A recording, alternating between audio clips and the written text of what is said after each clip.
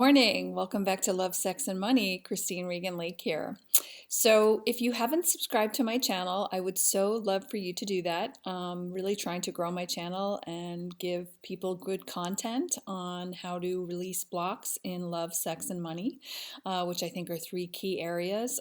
Most people are pretty passionate about wanting to have kind of the optimum fulfillment in all three areas of their life.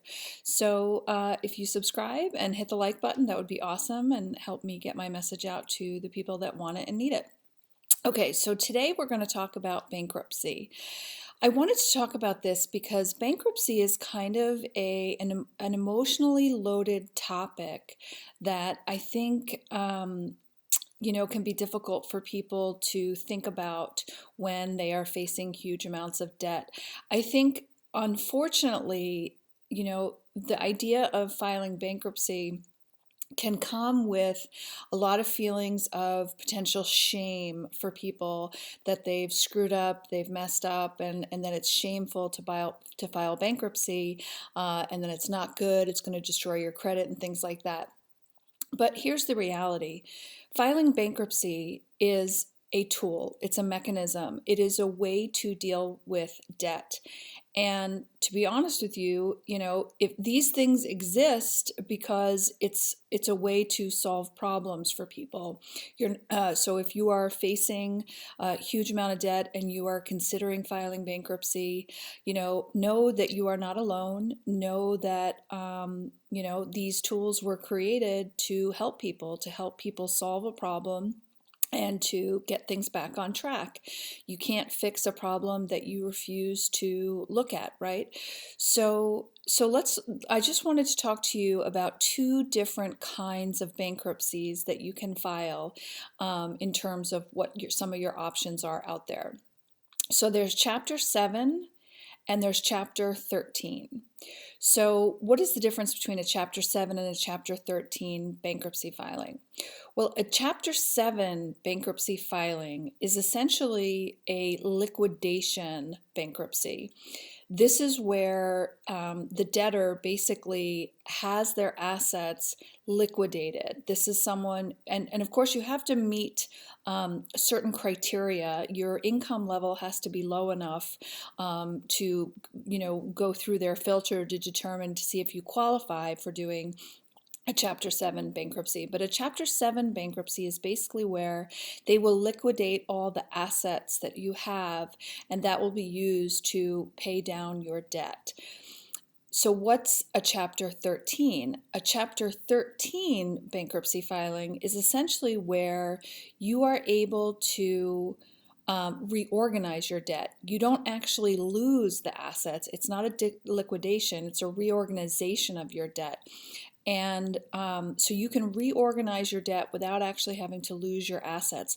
They'll put together a lower monthly payment plan for all of your debt, and then you're able to slowly over time pay that off. That typically takes about could be like 3 to 5 years based upon how much debt you have and things like that.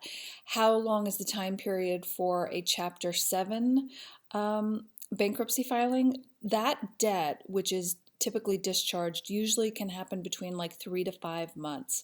So Chapter 7 is liquidation, liquidate all your assets. They'll discharge your debt within 3 to 5 months. And then the Chapter 13 is the reorganization, where they basically take all of your debt, they reorganize it, they create a payment plan for you that is within your ability to pay, and then that typically can be paid off within a 3 to 5 year period of time. And what most people don't realize is that there are ways to absolutely be able to improve your credit rating and things like that after a bankruptcy. So if you are facing incredible debt and you know that this will be impossible for you to pay off, consider using bankruptcy as a way to resolve the current problem that you have with your debt right now and get yourself back on track.